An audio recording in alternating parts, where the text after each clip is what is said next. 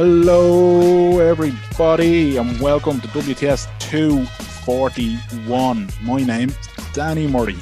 And I am Graham Merrigan. How are you, Danny? Doing great, man. I'm doing absolutely great. I was Two of us have burnt noses from the sun. Indeed, yeah. Have a little bit of sunburn. Been enjoying our few days of summer that we got now. That's it. The sun has gone to all our heads. We can pack it up. I think we got it at the very successful Jumpers for Goalposts that happened this past Sunday. Indeed. At Ashdown Park, the Enfield Ashdown Park. Big thanks to everyone for showing up, and big thanks to John Blake for putting on coffee refreshments for all the participants. Yeah, the coffee post, you'll catch them in Sandyford, and they're on Instagram and everything like that. But I can highly recommend the iced caramel latte. Delicious. Thank you. I never took the coffee, so I didn't. I got a bottle of water, so thanks, John, for a bottle of water. I have to say that Jumpers for Goalpost thing, man, right? I was only saying because I went up. It was great to see yourself. The first time I've seen you properly. And, I didn't know you were coming. You know, Gary. You never told me. You never told me you were coming. I thought I did, to be honest with you. I must have just said it to Keith that I was going to try pop up. Yeah. So, yeah, it was great to see yourself, the friend of the show, Keith Kelly. Jumpers for Goalposts is just such a brilliant. I've said it so many times, but it's the simplicity of it and the fact that it can just be picked up and dropped in anywhere.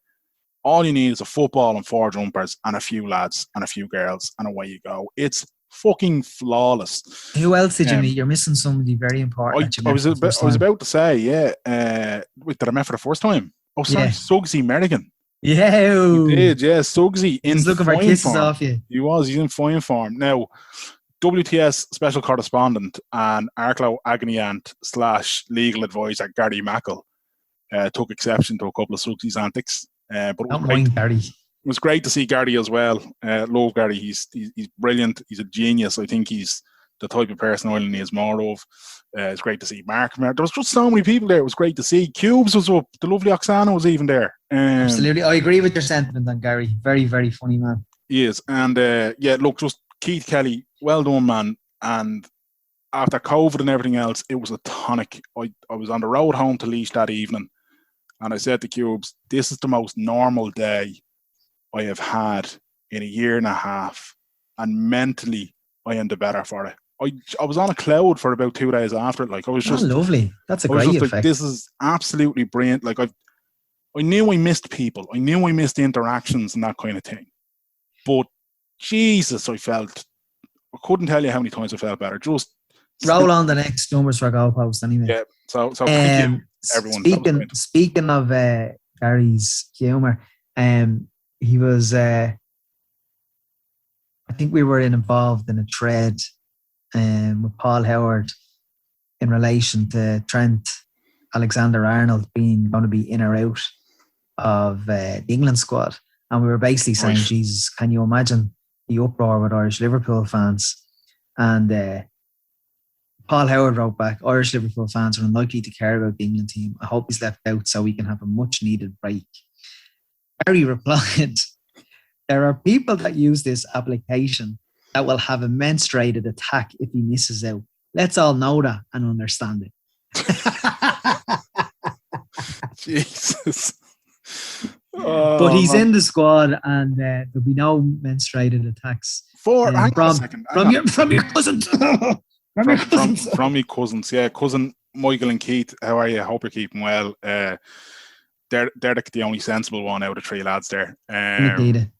Well, I did say out of lads, to be fair. Nikita's head and shoulders above all of them. She always was. She always will be. But yeah, Euros, England, 4 right backs. 4 right backs. Gareth Southgate is a coward. In what sense is he a coward? Because he couldn't drop one of them? Exactly. What are you doing? You're naming 3 centre halves, and one of them is currently in a protective boot. The attacking options that England have to. I'm delighted, by the way. It means England are most likely going to do terrible in this tournament, which is what the world needs right now. They're second favourites, Dan. I know that doesn't mean much. Let them be. They'll capitulate under the pressure like they always do. I'm saying all this, and then in 6 weeks' time, I'll have to come on this podcast and be like, I can't believe England won the thing. But Just 4 right backs. 4. There's Premier League squads that don't have 4 right backs. I For an think entire Portugal season. are going to win it. I'd love Portugal to win it. Portugal to win it. I don't know why, but I just think they will. Portugal, I think, Italy. you know Gabriel Jesus? Yeah. I didn't know he was Portuguese. Thought he was Brazilian. So did I, but he plays for Portugal. There you go. You learn something new every day. Just goes to show how ignorant I am. Did you know he played? What did you say? Just goes to show how ignorant I am. I hear a name like that. I'm like, Brazilian. I need to double check now because I thought you would have known who he played international. And I could be wrong. And then someone would say, Gabriel Jesus doesn't play for... Yeah, there's a good chance we're going to end up editing this out now. Hang on a sec. Gabriel Jesus. Oh my God, it says Brazilian football. No, don't mean Gabriel Jesus. Who's the other City player? Not Gabriel Jesus. Well, when you say Gabriel Jesus, I'm going to presume you're talking about Gabriel Jesus. So I'm not going to correct you. I know. Don't, right there. I need to see this. Okay, all right, no worries. I need to. Is it Ruben Diaz? Is that who you're talking about? No, I need to see his face. Because he's a Portuguese, isn't he? He's a small little. Sorry, Bernardo Silva. Sorry. Ah, yeah. No, I knew Bernardo Silva. Was Portuguese. I didn't know Bernardo Silva was Portuguese. So when I seen him, and I was thinking Bernardo Silva, Bruno Fernandes, Cristiano Ronaldo, and I was thinking, and a couple of those Wolves players, I was thinking, Jesus, Portugal have a good team here. Yeah. So I might back them, and I might back Lukaku for scorer or top scorer. That's not a bad show. Yeah, I'm going to do my usual. I'm going to back Italy. Any major tournament that Italy qualify for. Are Italy in it? The Nations Cup thing, I've no idea. I don't know. What did you have to do to qualify? Collect 5 packets of cornflakes and put in a fucking raffle? I don't know. Euro 2020. Jesus, we should have done research here, man. We're coming across as... No, this is ad hoc. Euro 2020. Yeah, well, Turkey are playing Italy in the opening game, so I presume Italy aren't in it. Imagine Turkey won it. No, I won't do that, thank you. No. I'm not willing to entertain that idea. I don't like... Hakan. No, he was Swiss, wasn't he? Was Swiss, yeah. Hakan Sukar. He broke my heart a few times. Hakan Sukar. Never liked him. Tugai. At Blackburn, yeah, I remember Tugai. I like Tugai. Yeah. Liverpool, no, not Liverpool. There was somebody who signed a Turkish lad and he was great for a first booking bet if ever you're looking for one recently enough. Did Liverpool not sign one on loan? Possibly. Your man Kazan, was it? Kazan, is that him? Centre back.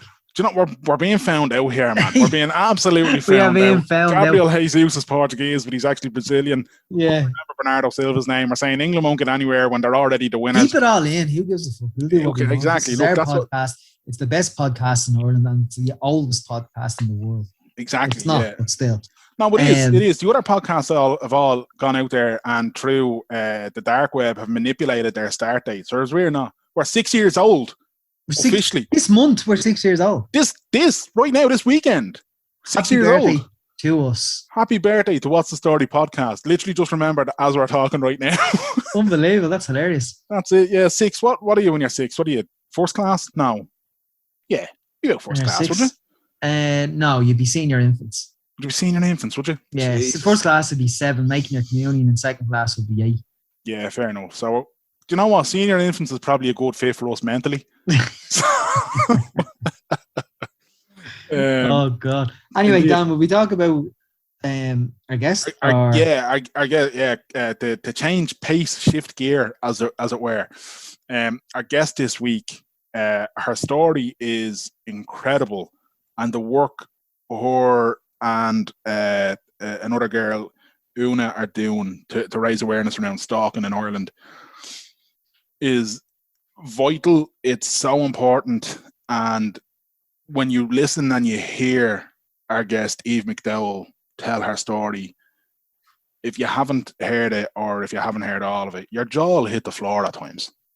But yeah, look, there's no point in me. I won't do it justice. Let's just go straight to our guest, the brilliant Eve McDowell.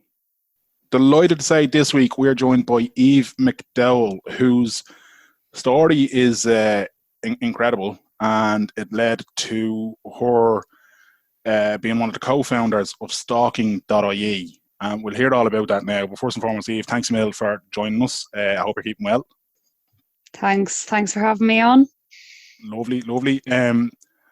So for people who aren't, like, I know you've been on the Late Late Show, and I've heard you on other podcasts and all that, and kind of the first time I heard your story, I found myself going, holy shit. Like, for anyone who hasn't heard your story, can we go through it and just like hear basically what happened to you? Okay, so I suppose to start off, I'm just going to say I had never heard of any stalking cases in Ireland or with anyone I know at all. So it did take a while for me to understand and recognize what was actually happening. So I met this guy back when I was in college, and we didn't even, I suppose we met at parties, or he was a friend of a friend, kind of.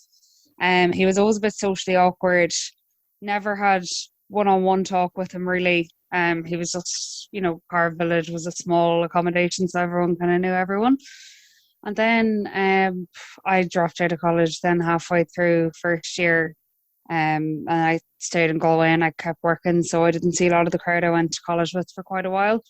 Then I started working in a clothes shop in the city centre in Galway, and he just started coming in a lot. He was buying a lot of clothes from there. I remember one of my friends told me she seen him on Tinder and that his occupation was a rep for the clothes shop that I worked in, which was just, I was like, right, that was a bit strange. There was a couple of things like that, and people would have told me he fancied me, but he never actually made any verbal advances or anything. So while he was shopping, he wasn't even starting conversation with you at all? Like a little bit, but he was always so awkward, There would have been a bit of small talk, I suppose, but just talk about the weather, it would never really went past that. So when people started saying this stuff to me, I kind of, didn't take much notice of it, because he had never said, or, I'd never been led to believe that that was the case.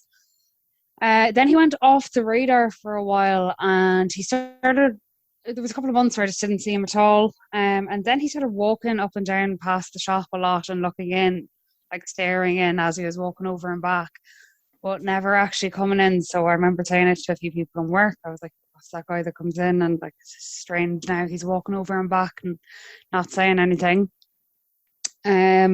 So yeah, that was grand. And then one day I went to Lidl after work, I was grabbing a few bits. I seen him looking over the wall opposite Lidl. And at that stage, I was like, right, I'm going to go around and see what that's about. And he just ran away, like he went behind a garage that was beside it. And I was like, right, okay, that's fine. Must have been waiting for someone else or just passed it off.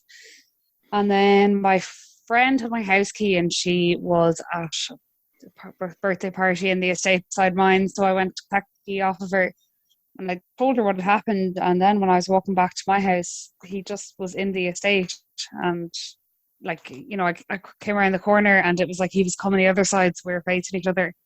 And just like, I knew he was still in college, so I just went, oh, well, how are your exams going? And he just ran away.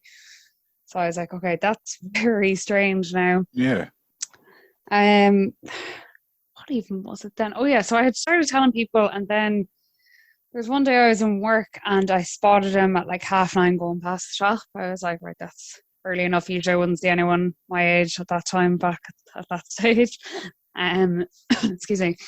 And then I was on my lunch, and the place where I went for lunch, seen him outside, was eating at Nair Square, seen him there again. Then at 4:00, and then one of my friends called into me, and she was like, do you know that like Eber's sitting at the bench outside of the shop just looking in? I was like, what? That's so weird. He's been around all day.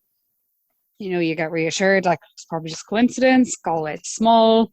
At any point at all, Eve, was there anything in your head at this point that you were kind of like, something's dodgy here? Or was it just coincidence? I knew it was a bit strange and a bit dodgy, but I didn't like... You didn't feel threatened? Not really at that point, because just because I hadn't heard of anything, you kind of nearly start to doubt yourself. You're like, oh, I'm going a bit nuts here because I'm seeing him a lot. Is it that I'm looking out for him? Sometimes there's that one person that you always bang into no matter where you go. I kind of thought it was that situation, but no, I don't know. Then I went to the pub after work and I was telling my friend, I was like, look, I think there's something dodgy here. And, she was trying to reassure me that it's probably nothing. And then 5 minutes later, she was like, oh my God, Eve, look, there he is. And as soon as I caught eyes with him, he just scurried away. And I was like, right, that is strange. I didn't at that stage then. This was all the one day. At that stage, I was like, I don't know. I feel a bit weird about being here. Can we move across to the scaff? And we did. We were just sitting there. I asked, could we get a window seat? Because I just wanted to keep an eye out. And then he did. He was walking up and down past the scaff. So then after a while, I went to McDonald's with my friend, and nearly jokingly, I said, watch now, he's going to pop up here now again. And he did. This was 11:30 at night. So this is from 9:30 in the morning to 11:30 at night.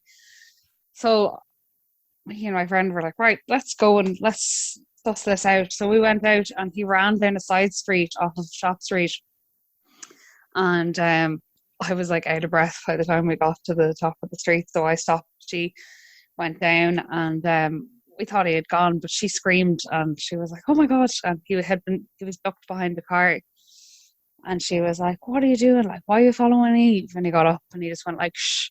And he ran away laughing. So at that point, I was like, right, this is very dodgy. Jesus. And he had a really distinctive beard. So I think I shouted something like, you're not doing a great job of hiding. I can spot you a mile away with that beard. And then I asked two of my friends to walk me home. And on the way home, he showed up again. Like, just wasn't giving up. He showed up again that night? Yeah. He, like, at the traffic lights just before the estate. So then we spent about 40 minutes, I'd say, outside my estate, like kind of circling it to make sure he wasn't around, because I didn't want him to see where exactly I lived. But I'm sure at this stage he probably knew already, but that just didn't occur to me at the time. And then a couple of nights later, I went out again, and I stayed at that friend's house that was in the estate beside mine. And at 8:45 in the morning, I walked back into the house. And usually we would lock the door at night, but never during the day. We'd kind of have the door open for going in and out. Something this morning, I just said, I'm going to be sure now and lock this. And I went into the kitchen and put on the kettle, and I came back into the hall, and I just seen like a figure standing at the frosted glass beside the door. And I was like, that's strange. And the door handle tried to open. And then the doorbell rang. I was like, well, why would they try to get, I didn't recognize the figure. So I didn't, I was like, well, it's not him. And then the doorbell rang. So I was like, maybe it was a postman or a delivery guy that was trying to throw something in. But I texted in the house group chat just to make sure. And the girls were like, no, I don't have anything in my house. And I came down, and she just said, are you all right? And I just explained the situation. I said, I think this guy's actually following me. Because I had opened the door nearly straight away, and there was no one there. So I was like, that's weird, because there were steps up to the apartment, like a good 15 steps. So and the keys were on the radiator beside the door, so it took no time to open it. And we were in my room talking about it. And then she just started screaming, and she fell back on the bed, and she was like, who the fuck is that? Who is that? She just kept saying it. And I looked down, and it was him. He was in the bushes below my bedroom window with his beard shaved off, his eyebrows shaved off, and his hair shaved off. Jesus Christ. So at that point, he had, like, I don't know, tried to disguise himself or something. So that's when I rang the guards, because he, tried to come into the house. And I just thought, if he was capable of this, he was capable of anything. It was like being in a movie at that stage. The guards came, and I ended up going home for a week just to get away. But like, even when I came home then, I was like going for walks around here, and was still found myself looking over my shoulder, because there were so many times because sometimes you get a feeling someone's behind you and you look over your shoulder. But like, that was happening, but there was actually someone there repeatedly. So that just has such a knock-on effect. And then the day I came back, the guy I was dating at the time, he came and collected me. I had to get, because the guards had said, like, you can't go anywhere on your own. Just make sure you have someone walking you everywhere, which, doesn't seem that big until it's like your day off and everyone else is working or everyone's doing something. You're just stuck in the house, and it's just it was really annoying. So then, one of my friends came, he collected me off the bus and stayed at my house with me until my ex came and collected me. And we walked into town to get some food. And I was like, here, I don't want to, can we switch up the route just in case he's along the walk in somewhere? So we went through the NUIG campus. And I was walking with him, and he just took my hand, and he was like, keep walking, don't look. And I turned around, and he was there again. So we went into town and tried to reassure myself that it was coincidence again. Maybe he was just there for some other reason. But yeah, when we were walking back into the estate, then I spotted him in the bushes, the house opposite my house. And then I went in and I rang the guards, and that's when they took statements off me, my housemate, my ex, my friends. And that night I was awake all night, kept thinking something is going to happen now. So I remember the week before it happened, like I realised that nothing could be done about it until something worse happened, which is the worst feeling because you're just like it's like sitting duck. Then you're just waiting for something. Jesus, that's big to happen. What was the guard's reaction the first time you called them? Like, the first time I called. Now, see, I didn't call them until he had tried to get into the house, and he had shaved off his beard and his eyebrows and his hair. So they did take it quite seriously because that's what we were going off of. But did they try and bring him in for interview at that stage or anything at all? Or they didn't even take statements at that point, which they probably should have. But like because I had never gone through the guards for anything before, I didn't know like about taking a statement or what that entailed or why it was important. Because I always wish that I had reported it earlier and that I had taken statements earlier. Because then when you go and you actually do make a statement, you need to have your dates right, your facts right, or else it won't hold up in court. And like there was just so much happening at the time that I lost a lot of information. I forgot things. I wasn't sure on dates. And unless you have that, you kind of want that crystal clear when you're making a statement or if you're in court so that it holds up. But I had rang them then when he landed, and they didn't say too much. They just said make sure you're locking the doors, and they said they'd talk to him in the morning. But I was awake all night, and then at 10 to 7 it turned out he had scaffolding set up a couple of balconies down. My housemate was sleeping on the couch because she forgot her bedroom key, so she opened the balcony door for some air at about 10 to 7, I think it was. And she was falling back asleep on the couch, and then she heard the floorboards creak, and she looked over, and he was halfway across the sitting room on the way out to the hall. Holy Jesus. And then she started, I just heard her screaming like, oh my God, it's him, get out. And he ran towards her with the hammer and tried to hit her over the head. And she put her hands up and managed to deflect the hammer out of his hands. And it went flying across the floor. And I think he panicked at that point. And he ran and he jumped off the balcony. And then, the guards found a knife and Viagra at the bottom of the balcony as well. Holy fuck. Sorry. A knife and Viagra? Yeah. Now, he denied that they were his, and they couldn't get the fingerprints off of them, so that that evidence wasn't used in court, which made me so angry because there's not going to be who else owns that? This is not just going to be sitting there. Yeah, and the knife even matched a set of knives in his house, and even still, it wasn't used. So I know this is kind of off topic almost, but it's mad to me that even a legal professional, although I know they're representing a client, so to speak, but that they would try to deliberately get that stuff dismissed from court, even though it's, if it walks like a duck and it quacks like a duck, it's a fucking duck, lads.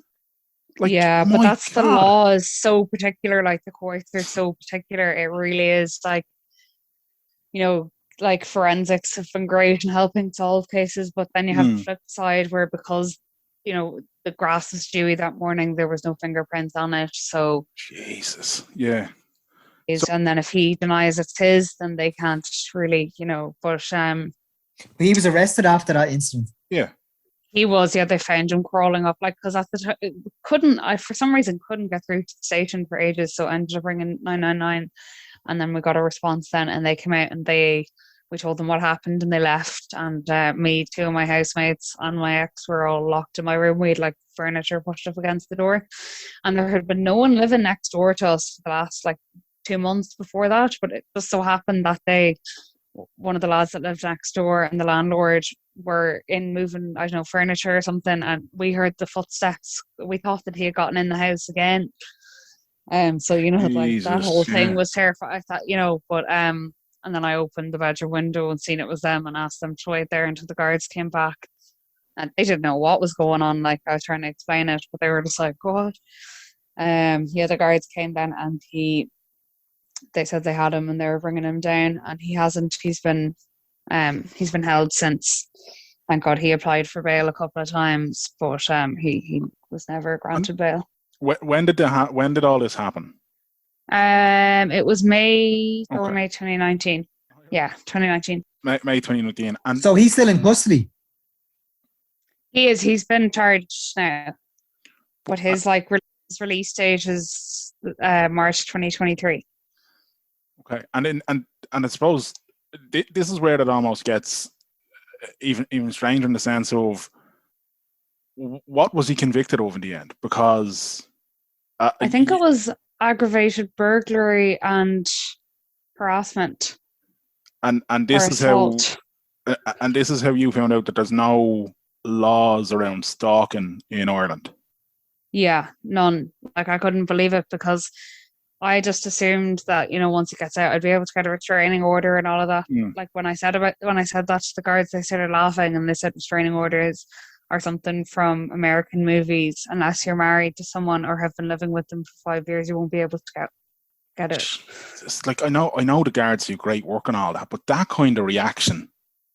Yeah, there was a lot of insensitivity with some guards around it. Now some were brilliant at the same time, and they only have so much power in intervening in these situations. But things like that now, like that was a sensitive topic, and for them to kind of laugh about it and say that, oh, you're not getting that.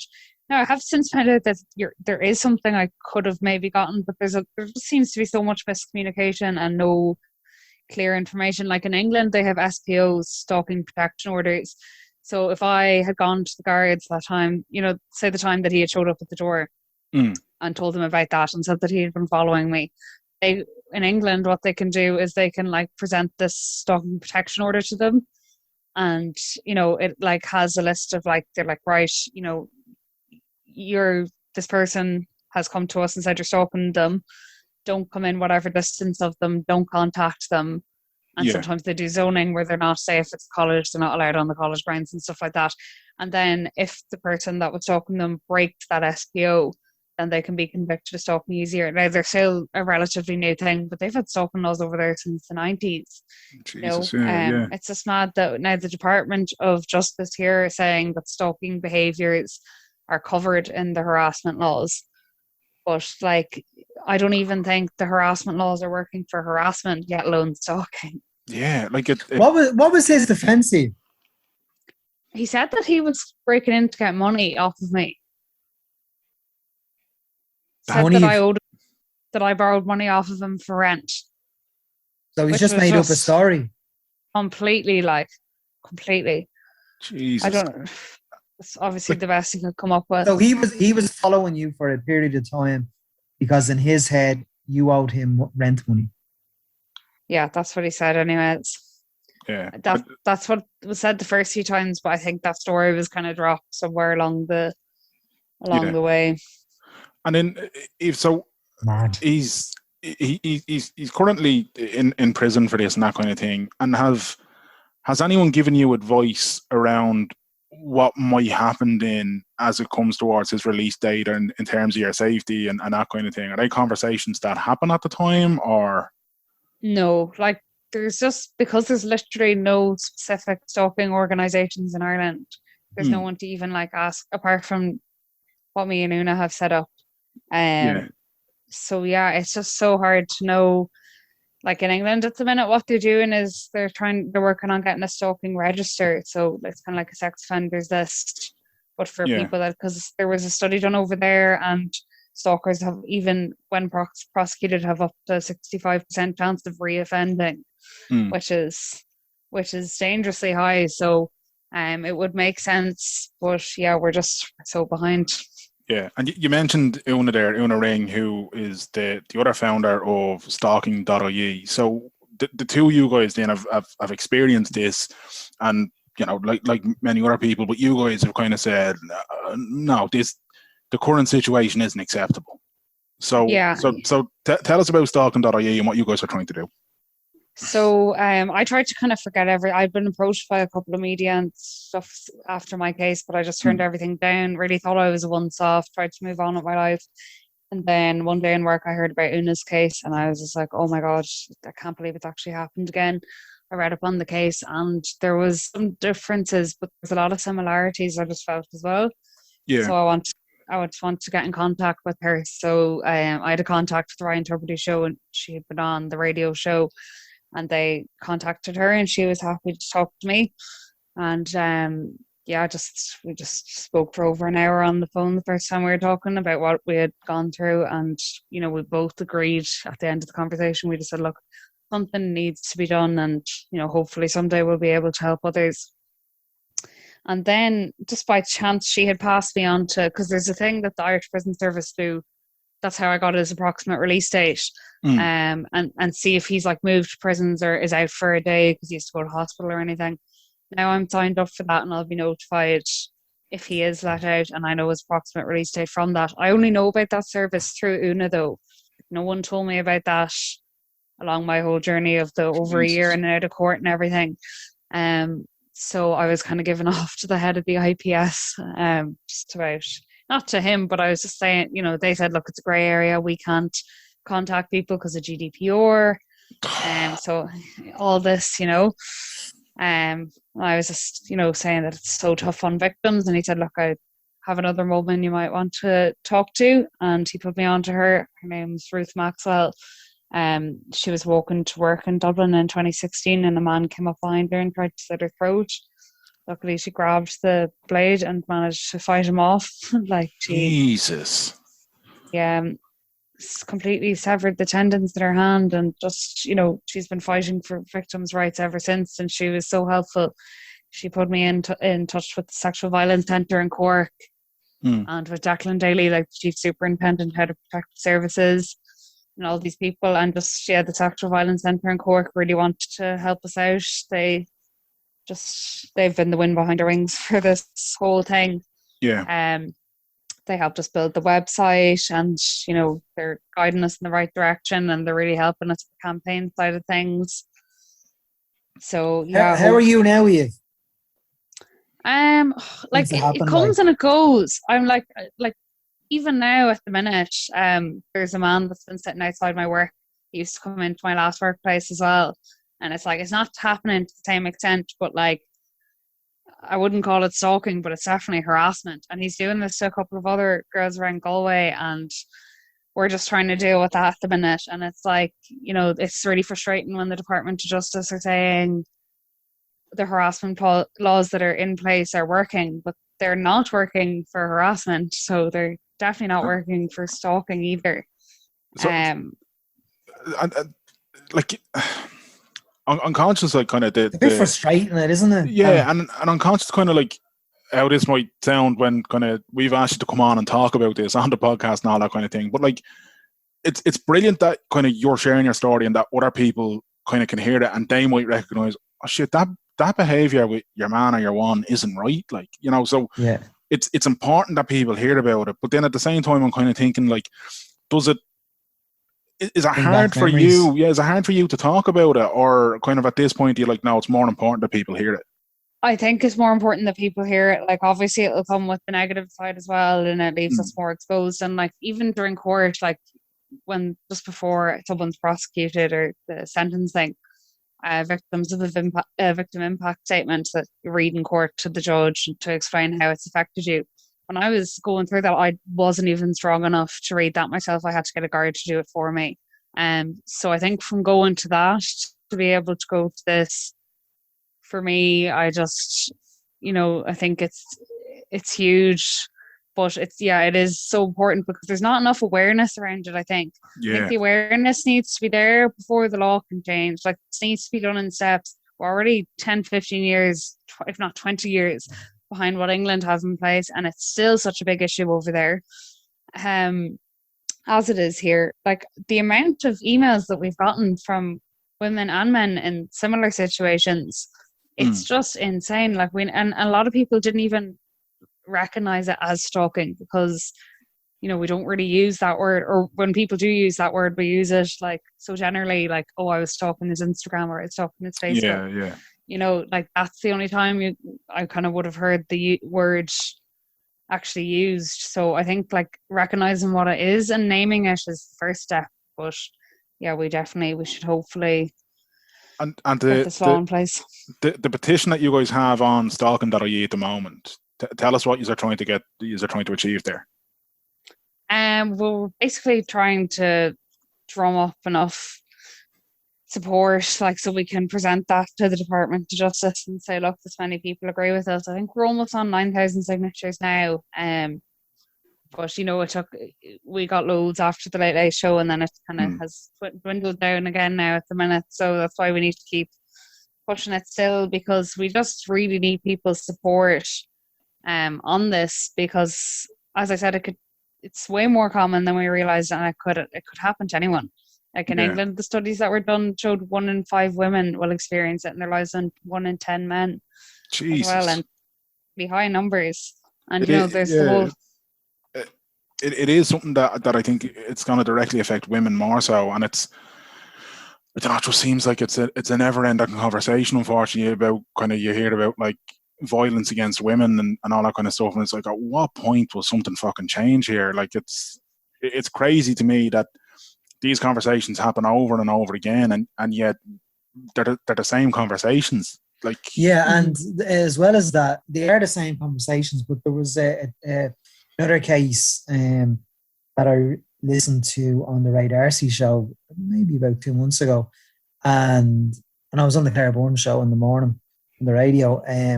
A woman, Ray, lifted her privacy, and the only reason why she did that was because something similar in your case, Eve, where there was no kind of real liaison. You were saying there about, the Viagra pack, they couldn't link it to him. You had to remember times and dates and stuff like that. Like in her case, from the time the incident occurred, I think she was physically attacked. From the time that happened to the time they went to court, she went through counselling. And in order to defeat this guy in court, counselling is quite a private matter. But his defence were demanding that they see the notes from the psychologist for her one-on-one counselling through the PTSD she was getting from the trauma of it all. So my point in what I'm saying, in the context in which I'm saying, is that it doesn't seem the system helps the victims at all. It seems like, for you to find out his release date just by chance, as opposed to through proper channels, seems to be absolutely ridiculous. This is your safety, Yeah. I don't even suppose you were offered any counselling throughout any of this, were you? No, there's no compensation whatsoever. Like when they're offered, they get free counselling, they get they're not, like, obviously they're in prison, but like, even there's no compensation or anything. Like a lot of people, there was even like rumors going around that I took him to court for money. I didn't take him to court. Like the DPP took him to court. I was there as a witness. Absolutely. And that was the same with this woman in the example. She didn't take him to court. The DPP had enough evidence, and which made her point even more stronger with, why do you need my private transcript between me and my counsellor? That is a private matter. You were talking about GDPR there. Where's that woman's GDPR when the defense of this rapist? I don't think in the end, I don't think she had to do that. But even the suggestion of that is just, I think, disgraceful. Oh, there's so much unbalance, and it seems to be the wrong way. Like, even now, it was during COVID. It was one of the supposed to be a sentencing or something. And my dad came down to Galway for it, and he wasn't allowed into the courtroom because of COVID. But when I went into the courtroom, my perpetrator's father was in there. And that's just such a kick in the teeth for victims, because you're just going in with absolutely no support at all. And how was your perpetrator's father there? How the hell did he get in? Right, yeah. This is it. Like, that he was allowed in, but my father wasn't. Like, that was just so unfair. Now the next, I put that on Twitter and it was shared around enough, and then the next one, like I was, I'd bring someone in with me, for the final sentencing. But I feel as though if I hadn't have done that, then he wouldn't have been allowed in. You have to fight for everything. Like. Yeah. Do you think there is progress, or do you think there are we still just kind of our wheels are spinning and we're getting nowhere in terms of improving things for victims in Ireland? I think the lid has been lifted off, like the conversation a bit more. I am noticing there's starting to be a lot more conversations. Like, even I used to live with this family in Galway, and their neighbour came over one of the days and she was telling me how she was stalked, and this woman was like in her 70s or her 80s, and said that she wouldn't have talked about it before. So I think that, yeah, definitely talking about it is the first step, but there's only so much that words can do at the same time. You got to keep people safe, and I'd absolutely love if, we were able to develop into some sort of victim advocacy service, and that's what we're kind of doing at the moment, just advising people on what they can do, how they can get help, what support is there. Because there is a thing called victim support at court, where, they can, I think they go with you to court, and if you don't have a background in the law, they can give you a brief rundown of what's going on and what you should expect. But I didn't even know about that until a few weeks ago. So there is some services there, but there just seems to be this massive grey area on how to access these services and where to go for them. Because if you report a crime to the guards, they don't tell you about anything. Now, they'll send out a letter with your incident number and stuff, and they have some helplines at the back, but I just found all the websites really hard to navigate. And when I looked up like Stalking Support Ireland, nothing came up. There was nothing. And even going on to it in like other countries, like Una will say it as well, it just seemed really dark and scary, and had pictures of like men in hoods behind corners and stuff like that. It was intimidating to even navigate, and a lot of the language is very like academic and would revolve around, they'd be fine for someone doing a law degree, but if you're not familiar with systems of the court and everything, it can be daunting. Yeah, so you guys are trying to kind of make that information more accessible and make it easier for people who might be experiencing similar to kind of find out, okay, what can I do here? Like, because I don't know, like at any point, I know, Quinny, you said like you got suspicious and all that, and then obviously when your man shaved his beard, shaved his head and all that, that was kind of like a major alarm bell. But like at any point up until then, had you felt genuinely in fear? Like, were you like, like I can't be alone? Like how soon did that feeling set in for you? The I can't be alone set in before I was told not to be alone.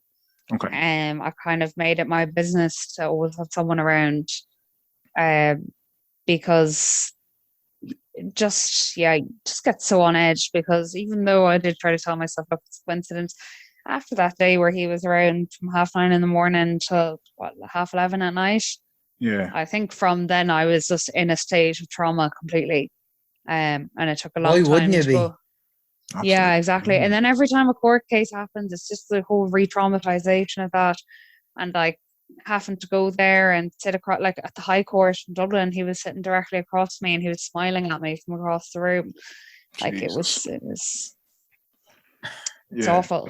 It's absolutely crazy. And like, again, like kind of about yourself and Una, kind of the bravery it takes to be able to kind of not just tell your story, but then try and help people as well through this. If things like this should be noted though, like if he's being a bit sadistic in the courtroom, in front of a judge, in front of guards, and he is provocating you with sadistic laughter and smiles, surely, like, if I saw that as a judge, surely I have it in the power to say, right, here's another 2 years.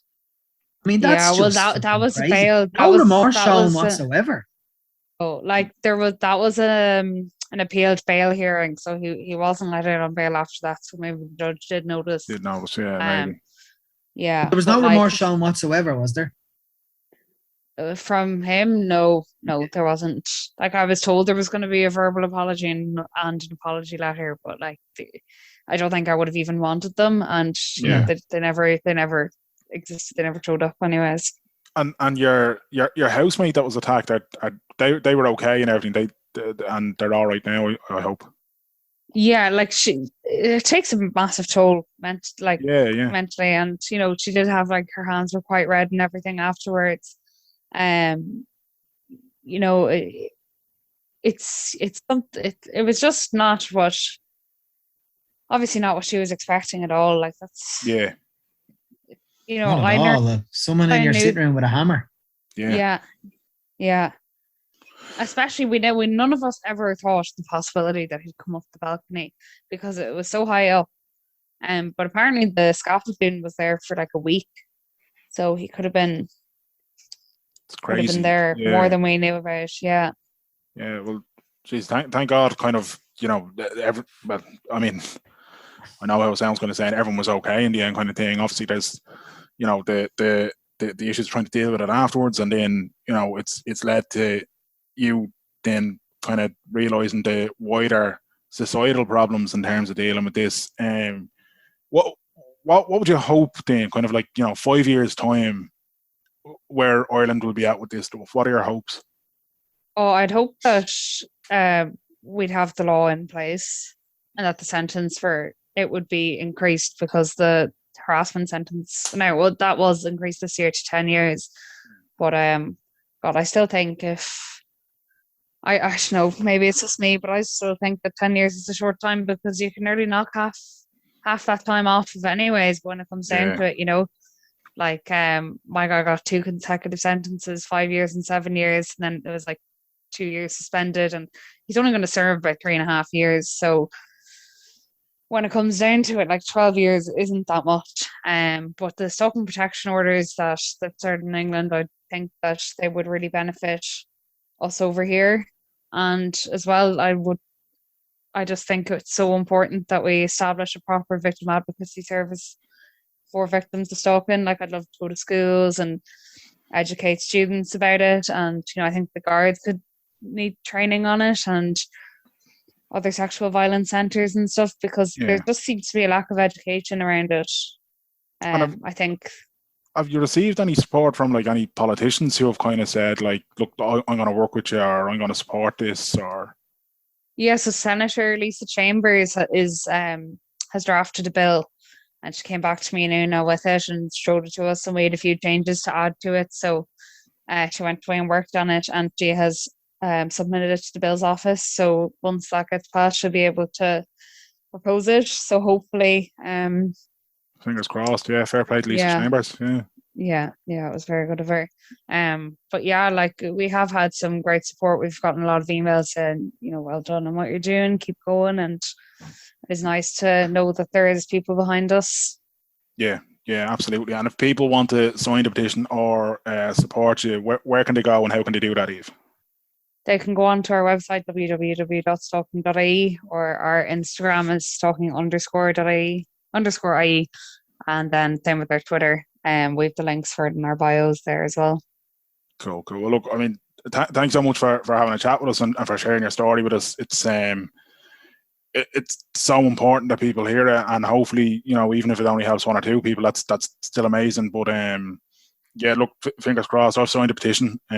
Mero, if you haven't, jump on it there now and do it. Not yet. Good man. But fingers crossed anyway that things start to go in the right direction. But thank you so much for chatting to us.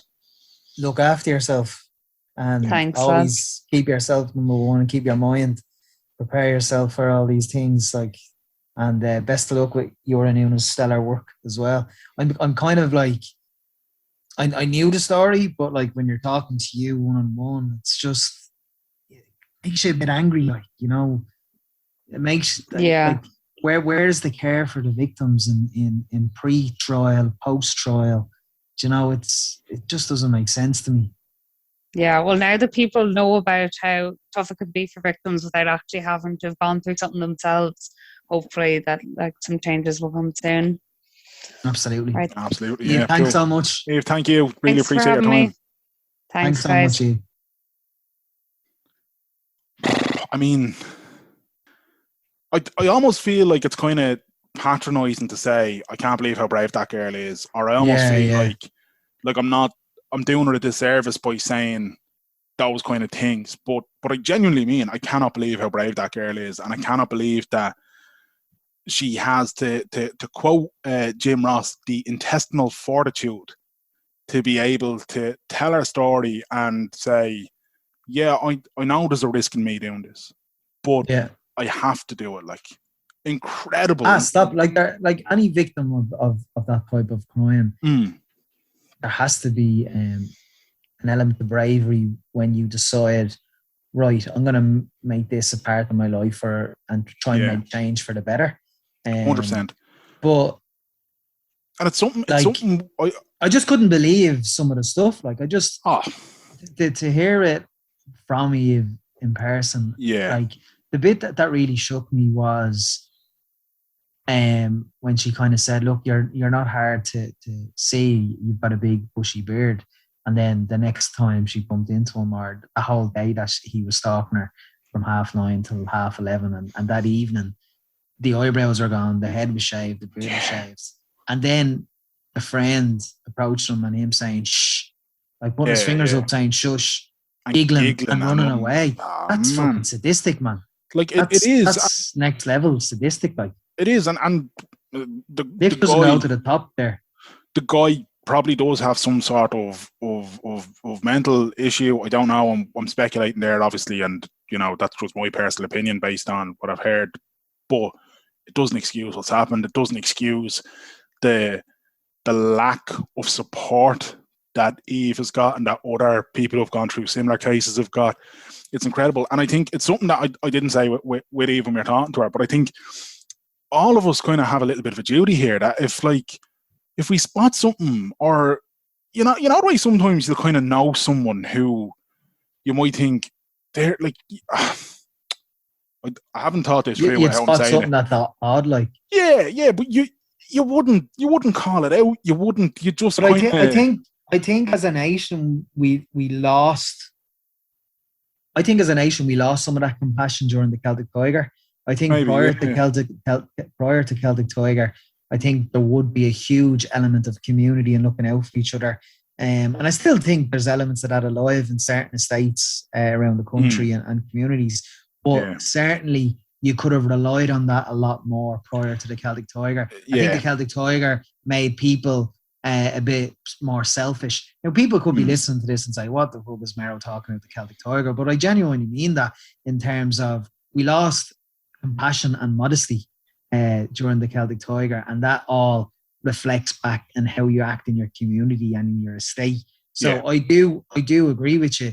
I think as well, and I agree with the point you're making, but I think as well, I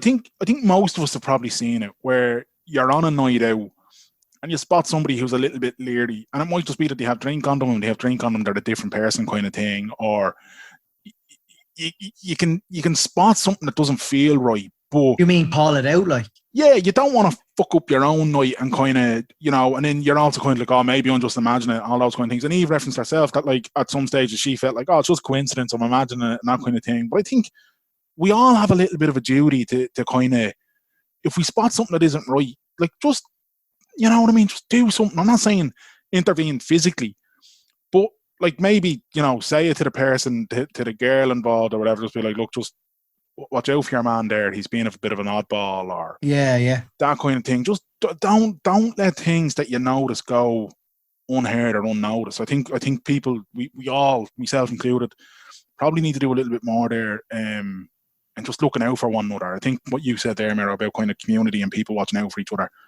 we all just need to do a little bit more of that, don't we? Like, big time. I think Eve was. I think she should be very proud of herself in a lot of the media rounds that she's done. She's come across exemplary, very articulate, and the best of luck to her and Nuna in their campaign to get the laws changed. Yeah. And it's only right that they do get the laws changed. If they don't, I mean, it's an absolute shit show. Absolutely, yeah. If you haven't seen Eve and Una Ring talking to Ryan Turby on the Late Late Show, or if you haven't heard them before, it's worth going off and just finding the other bits of media they've done, because in different media things they'll ask different questions, and professional interviews and professional media people, not as good as me and Mero, but they will have asked different things, and you just hear those little nuances and you hear different things, and it just alerts you to the fact that, like, these aren't isolated things. These aren't one-offs. Like these things do genuinely happen. And stalking, and even kind of like as bad as it was, the guards kind of saying that's only something in an American TV show. I think that is probably like that we use stalking so casually that if you hear about an actual case of it where someone is put in imminent danger, you almost dismiss it because you're like, our Garda force need to be. They need more backing from government. They need more resources. They need more training. Like for that answer, for the Garda to respond like that to Eve, I think it's just down to lack of training and lack of understanding. Big time. And I'd say they need to be trained more. Like and I'd say it was like I mean, look, we reference America and to reference almost like a Hollywood situation is just nonsense. 100%. Yeah, it is. And I know guards are dealing with difficult circumstances, and I've so much time and so much respect for any kind of member of the Garda or any frontline worker who's dealing with stuff that I could never deal with. I could never ever deal with it. But I do agree with you. I think they need more compassion, and in order to have the tools to be able to use that compassion, they need better training. These sort of things, you need to be going through kind of talks with experts, and you need to be able to have those examples in your head so that okay, in this sort of scenario, these are the kind of things I should or should not fucking say. But yeah, look, powerful stuff from Eve, and I fucking, if you haven't already, lads, if you didn't know the story and whatever, head on over stalking.ie, sign that petition, and help Una and Eve out to try and make a difference. It may save a life. I'm not saying that just to be sensationalist or whatever, but it genuinely might. Like, yeah. Anyways, if you want to listen to this podcast, any other no, you've already listened to any other previous podcast, please search WTS Pod on all podcast providers. We're everywhere and anywhere you can get a podcast. Yeah, if you're a recently released WWE superstar and you would like to join our podcast, feel free to reach out to us. Geez, they released a lot of them, didn't they? Yeah, a lot of big names as well. I mean, there is rumors in America that Vince McMahon is getting rid of is cleaning up his balance books to sell up. Now it was always the agreed sentiment that Vince McMahon was going to die in the gorilla position, which is reduction area, which is named in tribute to the late Gorilla Monsoon. So I don't know. We've been watching the A&E biography documentaries, and when he has participated in them, he has looked a lot older than I anticipated, and even with that, he's like riddled with Botox. But he's now wearing hearing aids. So, but he's well in the 70s, isn't he, Vince? He would be. I think he'd be 75. Yeah. You know, so I mean, like. But he's often said that he'll be there till 100 and all. So I know, yeah. But unless his health is getting the better of him. But I did listen to a recent podcast with a wrestler who said that Vince, like, I think it was Stone Cold, who said that he still sometimes get texts at 4 a.m. off Vince to see if he's working out, like checking in. I hope you're working out, because Vince is up at 4 a.m. working out. So you don't know many 75-year-olds that are still working out. But it would be mad if they were to sell, because there's rumors ever since UFC cashed in, or the Fertitas cashed in and got $4 billion for UFC, which I think is crazy. I'd say Vince could be, his mouth could be watering and saying, what could I get? But the would-be buyers would be like perhaps NBC or Disney or HBO. Like one of these media outlets would buy them.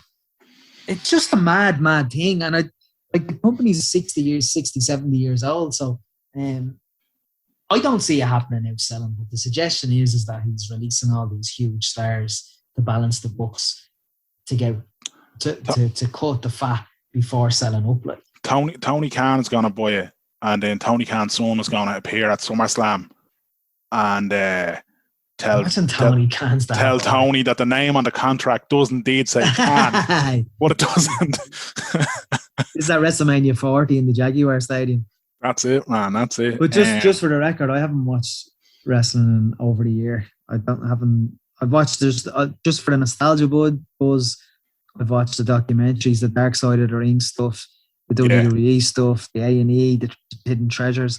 I like all that nostalgic buzz, but the in-ring content. I think I've finally grown up, and it's time to retire my Dusty Rose pajamas that I don't have, but Barry thinks that I have. Man, as we're recording, I can see them in the background there, but you stop that. I agree. Dark Side of the Ring, actually, even if you're not interested in wrestling, lads, if you're like pro wrestling, show, blah blah blah, right, whatever, grand.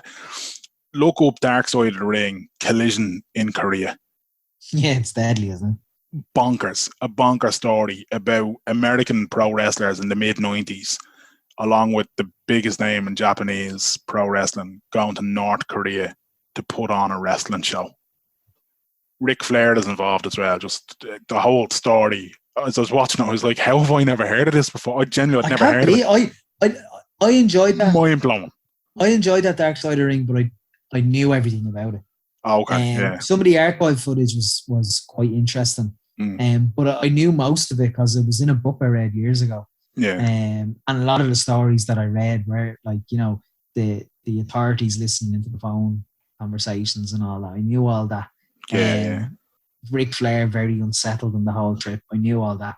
Ric Flair, when they landed in Japan, getting on his knees and kissing the ground, knew all that. You know, so I knew Rick was plan B when Hulk Hogan was plan A and Hulk couldn't do it. It was still interesting to hear them on camera speak as opposed to reading from the book. But also Conrad Thompson, the podfather of professional wrestling, he has an accompanied podcast that comes out with the makers of Dark Side of the Ring. Yeah. And their podcast on Collision in Korea was excellent. And also their podcast on Becoming Ultimate Warrior was very good. Indeed.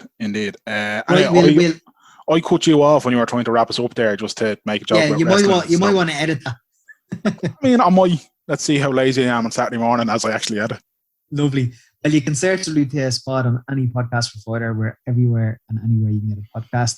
You can go to Twitter at WTS Pod. You can go to WTSpod.com as well and listen back on all our archive pods. He's at Danjo Murray on Instagram and Twitter. I'm at Merrigamania on Instagram and Twitter. And until next time, happy birthday to us. Happy birthday to us. Also, for the record and a reminder, I want to make a statement, one line, and then we'll close the show. Wheelchair boxing is not a disability sport. Until next week, clear eyes, full hearts, and news. Too sweet.